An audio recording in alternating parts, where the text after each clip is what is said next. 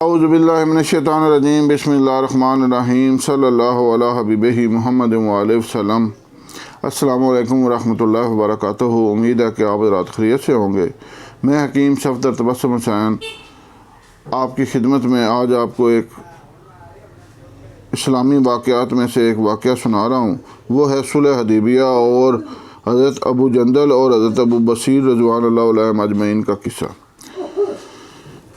حضور صلی اللہ علیہ وسلم عمرہ کے ارادہ سے مکہ تشریف لے جا رہے تھے۔ کفار مکہ کو اس کی خبر ہوئی اور وہ اس خبر کو اپنی ذلت سمجھے، اس لیے مزاحمت کی اور حدیبیہ میں آپ کو رکنا پڑا۔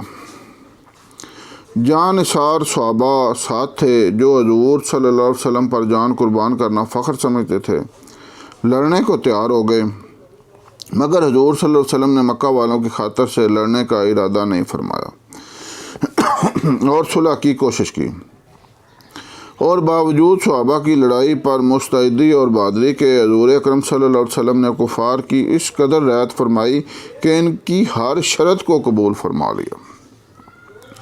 صحابہ کو اس طرح دب کر صلح کرنا بہت ہی ناگوار تھا، مگر حضور صلی اللہ علیہ وسلم کے ارشاد کے سامنے کیا ہو سکتا تھا کہ جانسار تھے اور فرمان بردار تھے۔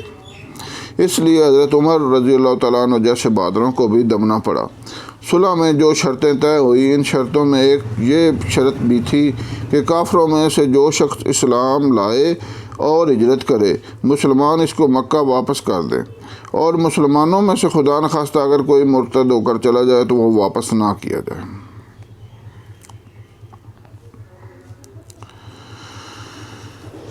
یہ صلح نامہ ابھی تک پورا لکھا ہوا بھی نہیں تھا کہ حضرت ابو جندل ایک صحابی تھے جو اسلام لانے کی وجہ سے طرح طرح کی تکلیفیں برداشت کر رہے تھے اور زنجیروں میں بندھے ہوئے تھے۔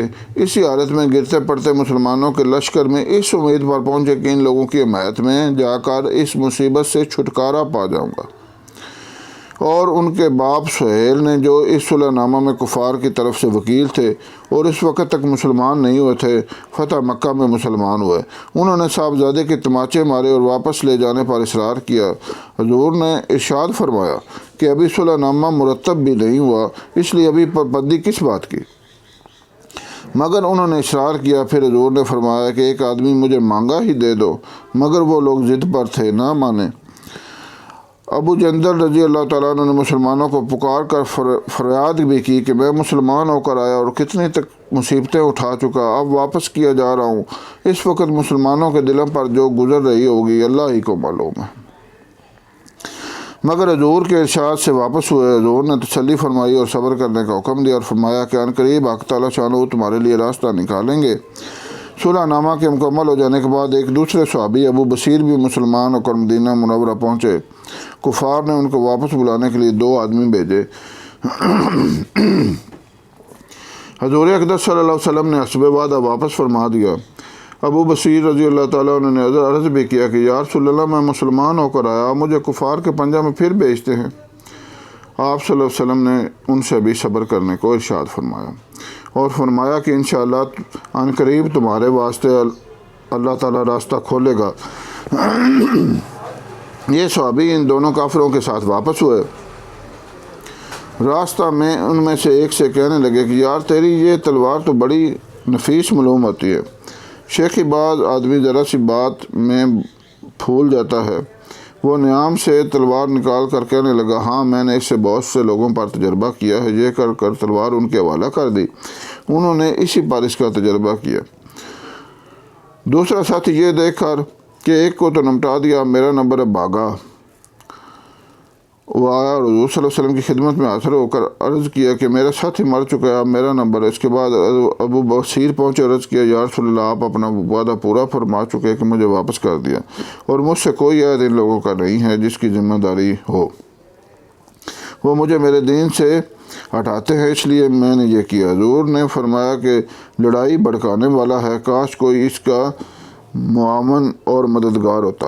وہ اس کلام سے سمجھ گئے کہ اب بھی اگر کوئی میری طلب میں آئے گا تو میں واپس کر دیا جاؤں گا، اس لیے وہ وہاں سے چل کر سمندر کے کنارے جگہ آ پڑے۔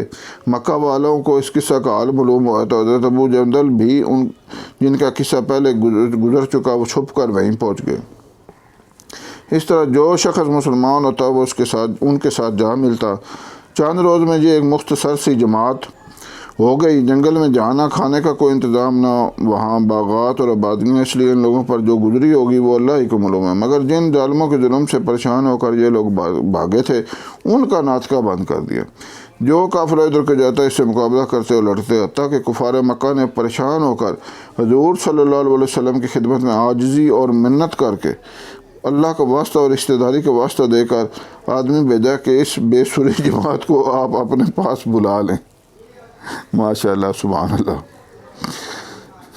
کہ یہ معاہدہ میں تو داخل ہو جائیں اور ہمارے لیے آنے جانے کا راستہ کھلے۔